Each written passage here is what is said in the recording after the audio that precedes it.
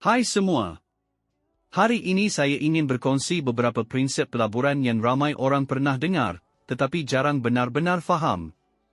Dalam pasaran, membeli saham sebenarnya ialah membeli sebahagian daripada sebuah syarikat. Pelaburan nampak mudah, tetapi hakikatnya tidak semudah itu. Kita mesti faham model perniagaan, aliran tunai, dan sentiasa kekal rasional.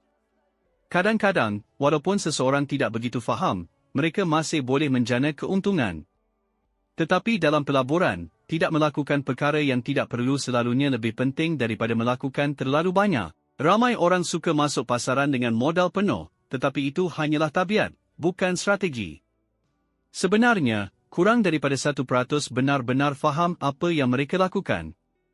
Sepanjang hidup, kita mungkin hanya mendapat beberapa peluang besar yang boleh mengubah kekayaan kita.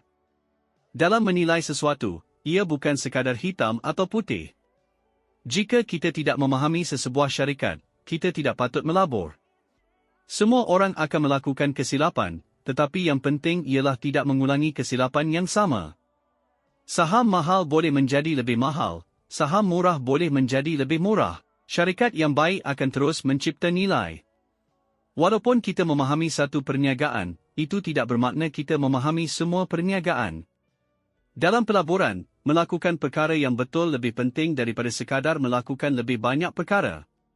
Budaya syarikat juga penting, kerana budaya akhirnya menentukan hala tuju. Budaya ialah bintang utara sesebuah perniagaan.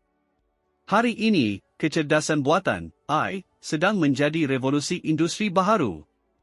Jika kita hanya mengejar dagangan jangka pendek, kita sebenarnya sedang menjadi mangsa pasaran. Jika sesuatu pelaburan tidak sesuai untuk diri kita, kita mesti berani untuk keluar. Jangan kejar wang yang tidak sehaluan dengan nilai kita.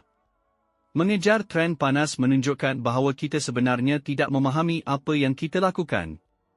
Jika kita benar-benar faham sesuatu saham, turun naik harga tidak akan mengganggu kita.